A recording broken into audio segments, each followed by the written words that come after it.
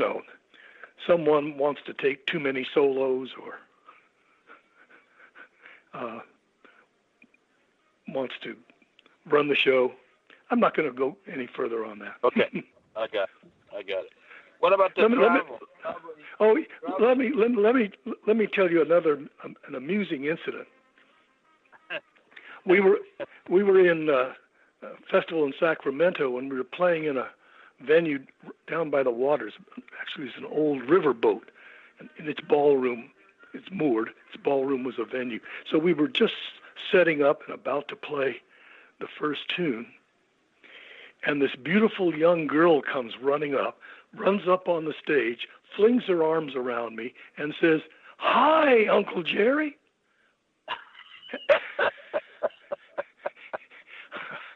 I had totally forgotten that I had a niece, a gorgeous young girl, who was living in Sacramento at the time. I'd forgotten about that. Right. She's, right. My wife's sister's daughter. And so, and everybody, I said to everybody, "She really is my niece." Oh yeah.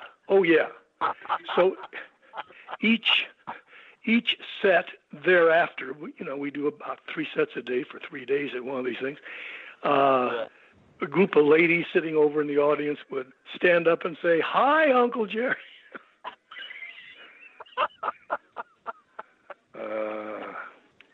Oh, that's a funny one. Well, I know I travel a lot. I have traveled a lot in my life, and I know it's not easy, but I know also you are an engineer with IBM. I'm curious to know how you balance your profession at IBM and traveling with a band of 7 or 8 and get back to work the next week. How you do that? Very carefully. For example, I would, toward the end of my IBM career, I was getting 5 vacation weeks a year, 25 days a year. Right. And of course, we would go up to Maine. We had a place in Maine, spend a couple of weeks up there. But the rest I would use to tie into the jazz. For example, at this point, we were doing Sacramento, and my job in IBM was to work with the branches around the country that handled state and local governments, which were very big IBM customers. And so Sacramento's the capital of the state of California. So we come out there for a Memorial Weekend festival, and I would fly out Thursday. Right. Friday morning, I would arrange a meeting in the branch office with the IBM team handling the state. Friday morning, I'd get up, put my banjo in the band truck, take it down to the festival. I'd meet, have somebody send the notes in the internal mail back to me in Washington. I would walk downtown and then to Old Town and show up at noon for our first set in the firehouse yard there in Old Town. Now, I didn't count Friday as a vacation day because it was a work day.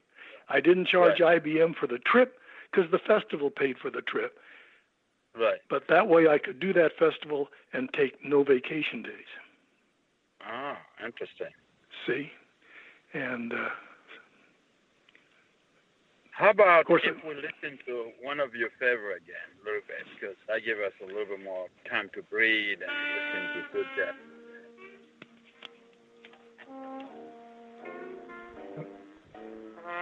This is His Eye is on the Sparrow, famous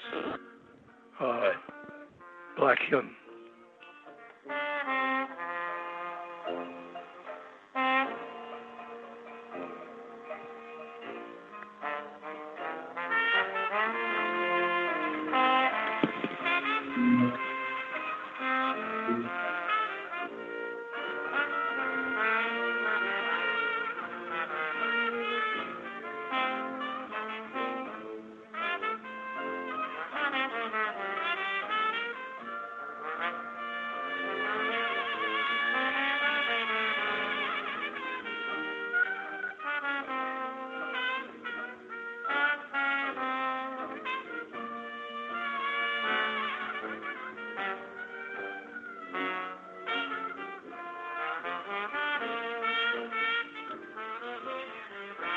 That sounds like Louis Armstrong to me.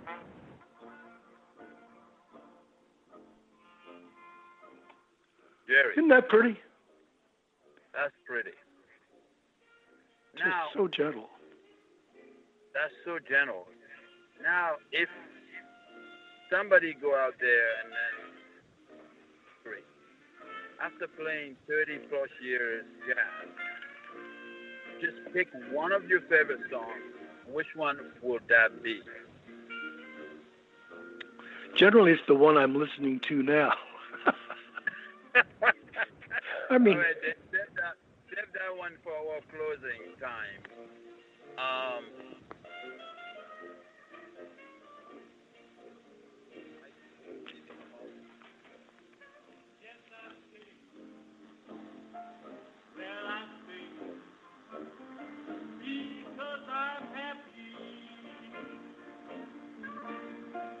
Jerry?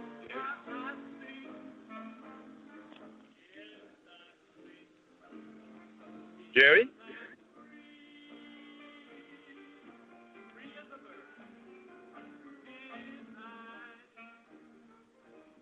Jerry, that's a good song.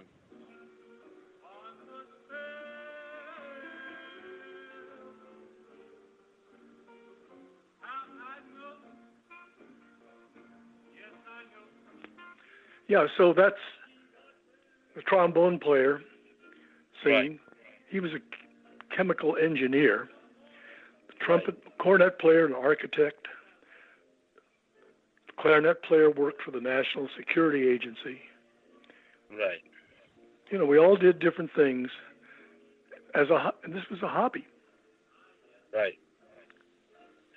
Now, my question to you is, many schools, high schools, middle school have cut music out of their program to save money. How do you feel about it? Oh, I think it's terrible. I think it's really important to expose kids, give kids an opportunity to learn to play, an opportunity to pick an instrument. When I was in school, music class, I tried a violin for a couple of weeks. I could no way figure out how to get my hand around that. That's a really hard thing. I tried the trumpet. My parents couldn't stand that.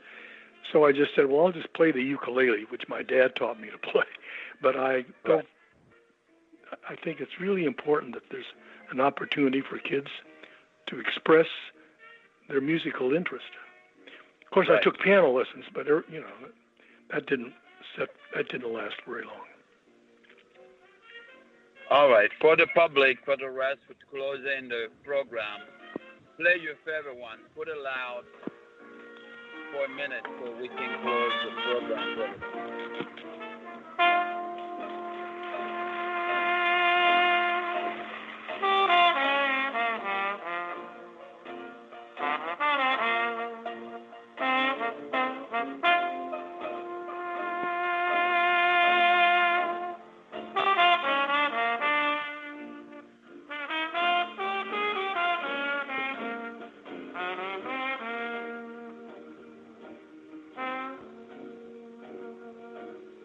Thank you.